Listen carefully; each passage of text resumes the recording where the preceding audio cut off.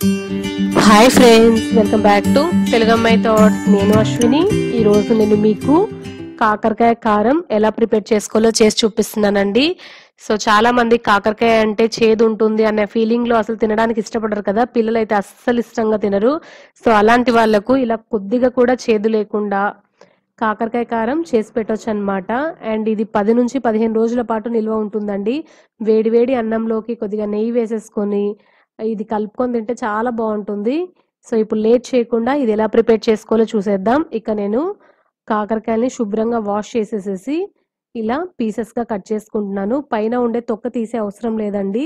So తొక్క తీకున్న కూడా చేదు అనేది ఉండదన్నమాట. సో ఇలా పీసెస్ గా కట్ చేసుకోవాలి. మరీ మందంగా కాదు, అలానే మరీ పల్చగా కాకుండా పీసెస్ అనేది ఈవెన్ గా కట్ చేసుకోవాలి. ఇది లైట్ చేదు ఉంటుందండి. ఈ చేదు కూడా మీకు రాకూడదు అంటే ఈ కాకరకాయ ముక్కల్ని ఒక 10 నుంచి 15 నిమిషాల పాటు సాల్ట్ వాటర్ లో నానబెట్టుకోండి. అలా గనక నానబెడితే అస్సలు చేదు ఉండదు. కొద్దిగా కూడా చేదు అనేది మీకు కనిపించదు అనమాట. బట్ మేము కొద్దిగా చేదు తింటాం కాబట్టి నేను ఈ ముక్కల్ని నానబెట్టలేదు ఉప్పు నీళ్ళల్లో. ఇప్పుడు ఒక కడాయి పెట్టుకొని డీప్ ఫ్రైకి సరిపడా ఆయిల్ పెట్టుకొని ఆయిల్ బాగా హీట్ అయిన తర్వాత మనం కట్ చేసి పెట్టుకున్న ఈ కాకరకాయ ముక్కల్ని వేసేసుకొని ఫ్రై చేసుకోవాలన్నమాట. సో నేనైతే సాల్ట్ వాటర్ లో నానబెట్టలేదండి. మీరు అస్సలు చేదు ఉండకూడదు అనే పాటైతే ఒక 10 నుంచి 15 నిమిషాల పాటు ఈ కాకరకాయ ముక్కల్ని సాల్ట్ వాటర్ లో నానబెట్టుకుని డీప్ ఫ్రై చేసుకోండి. సో ఇలా మధ్య మధ్యలో కలుపుకుంటూ ఇవి కొద్దిగా గోల్డెన్ బ్రౌన్ కలర్ వచ్చేంత వరకు డీప్ ఫ్రై చేసుకోవాలన్నమాట. హై ఫ్లేమ్ లో కాదండి, మీడియం ఫ్లేమ్ లో పెట్టుకొని డీప్ ఫ్రై చేసుకోవాలన్నమాట. సో చూస్తున్నారు కదా, మనకు కాకరకాయ ముక్కలు అనేది అన్ని కూడా వేగిపోతున్నాయి. ఇలా మీరు మీడియం ఫ్లేమ్ లో పెట్టుకొని ఈ కలర్ వచ్చిన తర్వాత మీరు బౌల్లోకి తీసుకోవాల్సి ఉంటుంది. మరీ ఎర్రగా కాలుస్తే కూడా టేస్ట్ అనేది ఒక రకంగా వస్తుందన్నమాట. సో ఇలా కాగినప్పుడు ముక్కలు అనేది మీరు ఒక ప్లేట్లోకి తీసి పక్కన ఉంచుకోవాలి. ఇలానే అన్ని ముక్కల్ని కూడా వేయించి పక్కన పెట్టుకోవాలి. ఇప్పుడు అదే ఆయిల్లో కొద్దిగా పల్లీలను వేసేసి దోరగా వేయించుకుంటున్నాను. సో ఇలా దోరగా వేయించుకోవాలన్నమాట. సో పల్లీలు వేగిపోయాయి కదా, ఇప్పుడు ఒక ప్లేట్లోకి తీస్తున్నాను. ఇలానే కొద్దిగా కరివేపాకును కూడా వేసేసి ఈ ఆయిల్లోనే ఫ్రై చేసుకోవాలన్నమాట. సో ఇలా కరివేపాకును కూడా వేసేసి ఫ్రై చేసేసుకొని అదే ప్లేట్లోకి తీస్తున్నాను.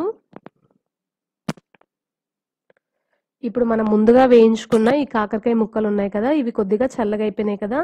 ఇప్పుడు వీటిని మనము ఒక మిక్సీ జార్లోకి ట్రాన్స్ఫర్ చేసుకోవాలన్నమాట.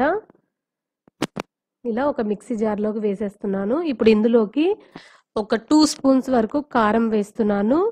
అండ్ టేస్ట్కి తగినంత సాల్ట్. మీరు ఎన్ని కాకరకాయలు తీసుకుంటే ఆ కాకరకాయలకి తగ్గట్టుగా మీరు సాల్ట్ కూడా వేసుకోండి. నేను ఇక్కడ 1 స్పూన్ సాల్ట్, 2 స్పూన్స్ వరకు కారం వేసుకున్నాను. And 2 spoons coconut powder add చేస్తున్నాను. అదే కొబ్బరి పొడి ఉంటుంది కదా, అది కూడా వేసేసుకొని ఒక 7 నుంచి 8 వెల్లుల్లి రెబ్బలు వేసేసుకొని కచ్చా పచ్చాగా గ్రైండ్ చేసుకుంటున్నాను అనమాట. సో చూస్తున్నారు కదా, మనకి ఇలా వస్తుంది. మరీ మెత్తగా చేసుకుంటే అసలు బాగుండదు. కాకరకాయ పీసెస్ అనేది మధ్య మధ్యలో తగులుతుంటేనే బాగుంటుంది అనమాట. సో ఇలా గ్రైండ్ చేసేసుకొని ఇప్పుడు ఒక ప్లేట్లోకి తీస్తున్నాను. చూస్తున్నారు కదా, మనకి ఇక్కడే తెలిసిపోతుంది.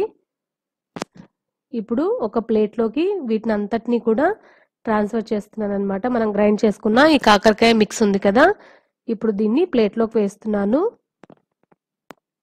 ఇలా వేసేసుకొని మీరు ఇలానే అయినా తినొచ్చు. బట్ కొద్దిగా పల్లీలు కరివేపాకు ఉంటే బాగుంటుంది కాబట్టి నేను ముందుగా వేయించుకున్న కరివేపాకుని పల్లీల్ని కూడా వేసేసి మొత్తం అంతా కూడా ఒకసారి బాగా కలుపుకుంటున్నాను. ఇలా జస్ట్ ఒక్కసారి మీరు మిక్స్ చేసుకున్నట్టయితే మన కాకరకాయ కారం అనేది రెడీ అయిపోతుంది. ఈ కారం పొడి మనకు 10 నుంచి 15 రోజుల పాటు నిల్వ ఉంటుందండి, ఒక 8 కంటైనర్లో పెట్టేసుకుంటే. సో ఎప్పుడు కావాలంటే అప్పుడు తినొచ్చు. కొద్దిగా కూడా చేదు ఉండదండి. మీరు సాల్ట్ వాటర్లో కనుక నానబెట్టి డీప్ ఫ్రై చేసుకున్నారంటే అస్సలు చేదు ఉండదు. బట్ మనకు పర్వాలేదు, చేదు లైట్ చేదున్నా పర్లేదు అనుకుంటే మీరు ముక్కల్ని కట్ చేసుకుని డైరెక్ట్గా డీప్ ఫ్రై చేసుకుంటే సరిపోతుంది. మీకు ఈ వీడియో నచ్చినట్లయితే ప్లీజ్ లైక్ చేయండి, షేర్ చేయండి. మరెన్నో రెసిపీస్ కోసం నా ఛానల్ని సబ్స్క్రైబ్ చేయడం మాత్రం అస్సలు మర్చిపోకండి. Thank you.